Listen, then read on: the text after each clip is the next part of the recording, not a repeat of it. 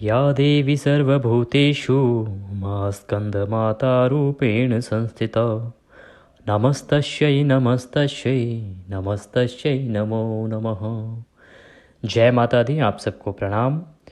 आज के इस वीडियो में हम बात करेंगे पांचवें नवरात्रि की।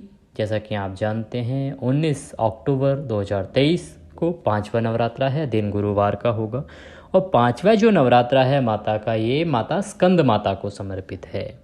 आज के दिन स्कंद माता का जो रूप है, 9 रूप, उनमें से एक रूप है माता का स्कंद माता। तो आज पांचवें नवरात्रे को माता के स्कंद माता रूप की पूजा होती है। आज के इस वीडियो में हम आपको बताएंगे कि माता स्कंद माता कौन थी, स्कंद माता की पूजा विधि क्या है, किस प्रकार से पूजा करें, क्या उनको प्रिय है, किस प्रकार के पुष्प, रंग, भोग क्या लगाएं माता को, ये सभी जानकारी आपको प्राप्त होगी।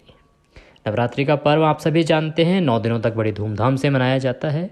और नवरात्रि के जो 9 दिन हैं उनमें माता की धूमधाम से पूजा अर्चना की जाती है। इनमें पांचवा दिन जो है वो स्कंद माता की पूजा की जाती है। माँ अपने भक्तों पर पुत्र के समान स्नेह लुटाती हैं। माँ की उपासना से नकारात्मक शक्तियों का नाश होता है। माँ का स्मरण करने से ही असंभव कार्य संभव हो जाता है।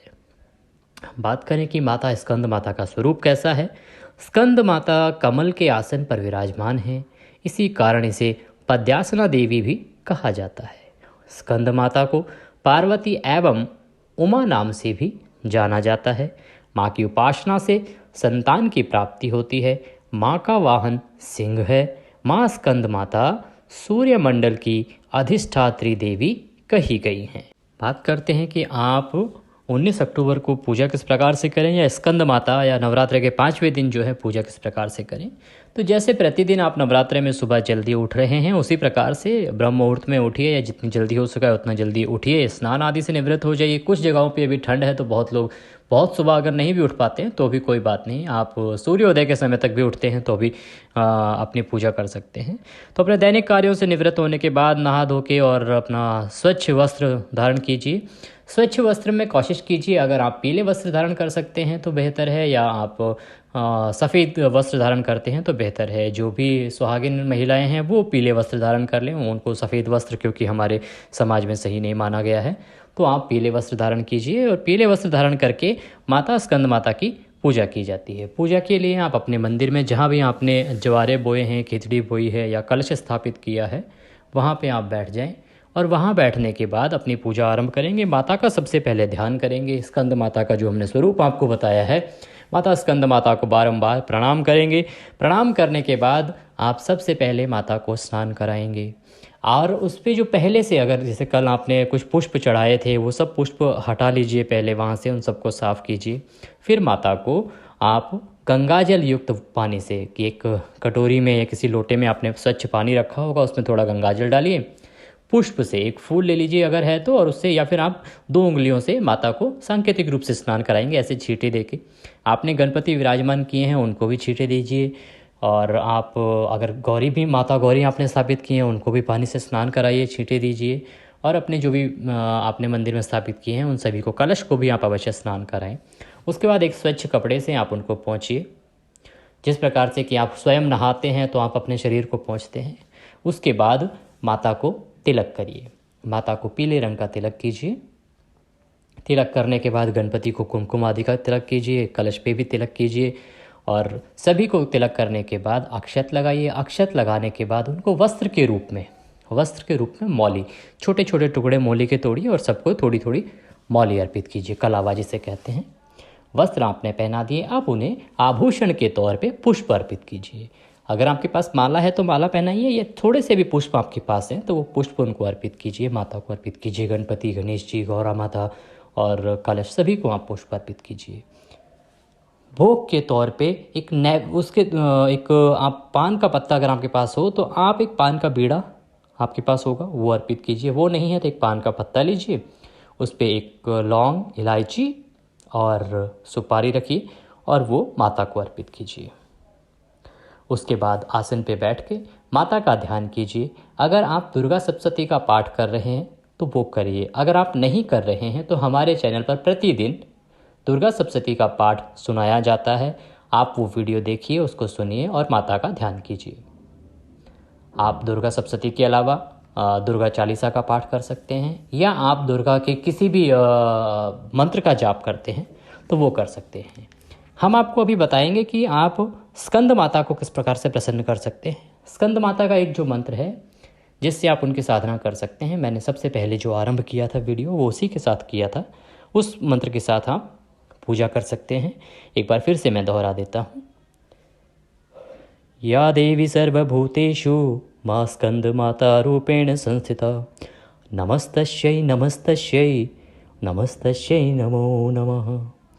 या देवी सर्वभूतेषु मां स्कंद माता रूपेण संस्थिता, नमस्तस्यै नमस्तस्यै नमस्तस्यै नमो नमः। इस मंत्र का आप एक माला ज़रूर करें। माता को भोग में आप केले का भोग लगा सकते हैं, खीर का भोग लगा सकते हैं। पुष्प अगर आप पीला कमल, पीला गुलाब आप अर्पित करते हैं वह उत्तम है। आप माता को पीले रंग का कोई भी पुष्प अर्पित कर सकते हैं।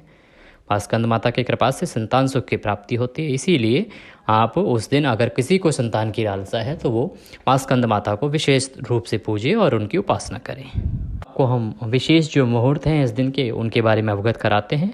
वो आप के जो मुहूर्त हैं उनको जान लीजिए। ब्रह्म मुहूर्त सुबह 4:37 से आरंभ होगा, 5:25 तक रहेगा। अभिजीत मुहूर्त दोपहर को 11:47 से और 12:35 तक रहेगा। विजय मुहूर्त दोपहर को 2:10 से 2:58 तक रहेगा। गोधूली मुहूर्त 5:57 से शुरू होगा और 6:21 तक रहेगा। आइए अब माता स्कंद माता की कथा आरंभ करते हैं। प्राचीन समय में एक तारकासुर नामक राक्षस था। वह बहुत ही शक्तिशाली और आतंकित करने वाला था। उसने ब्रह्मा जी से वरदान प्राप्त किया था कि वो किसी के भी हाथों नहीं मरेगा, उसकी मृत्यु सिर्फ शिवपुत्र के हाथों ही होगी। इसका फ़ायदा उठाते हुए उसने देवताओं से स्वर्ग छीन लिया और सभी लोकों में हाहाकार मचा दिया। तब देवी पार्वती ने अपने पुत्र कार्तिकेय, जिन्हें कि स्कंद कहा जाता है, कुमार कार्तिकेय को युद्ध के लिए प्रशिक्षित करने के लिए स्कंद माता का रूप लिया। स्कंद माता से युद्ध प्रशिक्षण लेने के बाद कुमार कार्तिकेय ने तारकासुर का अंत किया। स्कंद माता हिमालय की पुत्री पार्वती हैं। इन्हें महेश्वरी और गौरी के नाम से भी जाना जाता है। पर्वतराज हिमालय की पुत्री होने के कारण पार्वती कही जाती हैं। इसके अलावा महादेव की पत्नी होने के कारण इन्हें माहेश्वरी भी कहा जाता है और अपने गौर वर्ण के कारण गौरी कहा जाता है। माता को अपने पुत्र से अति प्रेम है। यही कारण है कि माँ को अपने पुत्र के नाम से पुकारा जाता है और जाना जाता है। उनको उत्तम लगता है इस नाम से पुकारा जाना। मान्यता है कि स्कंद माता की कथा पढ़ने या सुनने वाले भक्तों को माँ संतान सुख और सुख संपत्ति का वरदान देती हैं।